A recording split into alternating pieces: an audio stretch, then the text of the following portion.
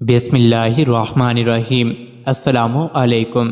روزانہ واقعات سننے کے لیے اس چینل کو سبسکرائب کریں۔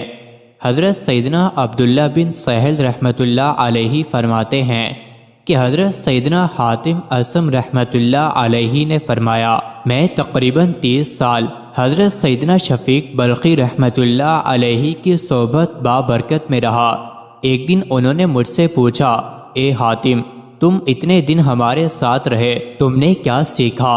میں نے آپ رحمت اللہ علیہ کی صحبت میں رہ کر جو اہم باتیں سیکھی تھیں وہ بیان کرنی شروع کر دی اور کہا، جب میں نے غور کیا تو معلوم ہوا کہ میرے رزق کا مالک اللہ رب العزت ہے، میرے حصے کا رزق اسی کی ملکیت میں ہے، تو میں اللہ رب العزت کے علاوہ تمام مخلوق سے بے نیاز ہو گیا۔ پھر میں نے دیکھا کہ اللہ رب العالمین نے مجھ پر 2 فرشتے مقرر فرمائے ہیں جو میری ہر بات کو لکھتے ہیں، تو میں نے اپنے اوپر یہ بات لازم کر لی کہ حق کے سوا کچھ نہ بولوں گا۔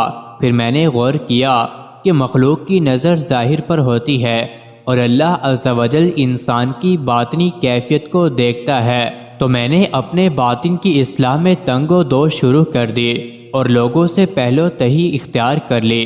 پھر جب میں نے دیکھا کہ ملک الموت علیہ السلام ہمیں اللہ رب العزت کی بارگاہ میں ضرور لے جائیں گے، تو میں نے اپنے آپ کو ان کی آمد سے پہلے ہی اللہ عز و جل کی بارگاہ میں پیش ہونے کے لیے تیار کر لیا، تاکہ ان کی آمد کے وقت میں کسی چیز کی طرف محتاج نہ ہوں۔ یہ سن کر حضرت سیدنا شفیق بلخی رحمۃ اللہ علیہ نے فرمایا، اے حاتم اصم، تمہاری کوشش بیکار نہیں گئی بلکہ تم اپنے مقصد میں کامیاب ہو گئے۔ حضرت سیدنا حاتم اصم رحمۃ اللہ علیہ فرماتے ہیں، ایک مرتبہ مجھ سے حضرت سیدنا شفیق بلخی رحمۃ اللہ تعالی علیہ نے فرمایا، لوگ 4 چیزوں کا دعویٰ تو کرتے ہیں لیکن ان کا عمل ان کے دعوے کے بالکل خلاف ہے۔ نمبر 1، لوگ دعویٰ تو یہ کرتے ہیں کہ ہم اللہ عز و جل کے غلام ہیں، مگر وہ عمل آزاد لوگوں والے کرتے ہیں۔ نمبر 2، ان کا دعویٰ تو یہ ہے کہ ہمارے رزق کا کفیل اللہ رب العزت ہی ہے، لیکن وہ اس بات پر مطمئن نہیں ہوتے۔ نمبر 3، ان کا دعویٰ تو یہ ہے کہ آخرت کی زندگی دنیاوی زندگی سے بہتر ہے، لیکن پھر بھی وہ دنیا کامل جمع کرنے میں سرگردہ ہیں۔ نمبر 4، ان کا دعویٰ تو یہ ہے کہ موت برحق ہے، لیکن ان کے اعمال ایسے ہیں جیسے انہوں نے مرنا ہی نہیں۔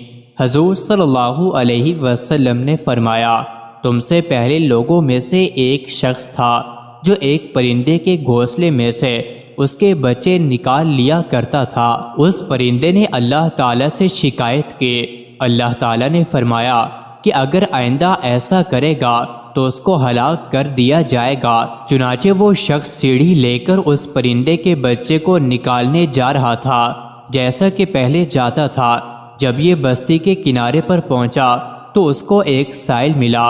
اس شخص نے اپنے کھانے میں سے ایک روٹی اس کو دے دی اور چلا، حتیٰ کہ جب اس درخت کے گھونسلے کے پاس پہنچا تو پھر سیڑھی لگا کر چڑھ گیا اور بچے نکال لیے، اور بچوں کے ماں باپ اس کو دیکھتے رہے۔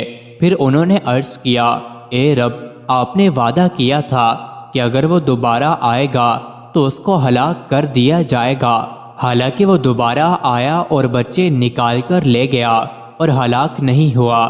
تو اللہ تعالیٰ نے ان دونوں پرندوں کو وحی بھیجی، کیا تم کو خبر نہیں ہے میں اس آدمی کو جو صدقہ دیتا ہے، اس دن جس دن اس نے صدقہ دیا ہو اس کو بری موت کے ساتھ ہلاک نہیں کرتا۔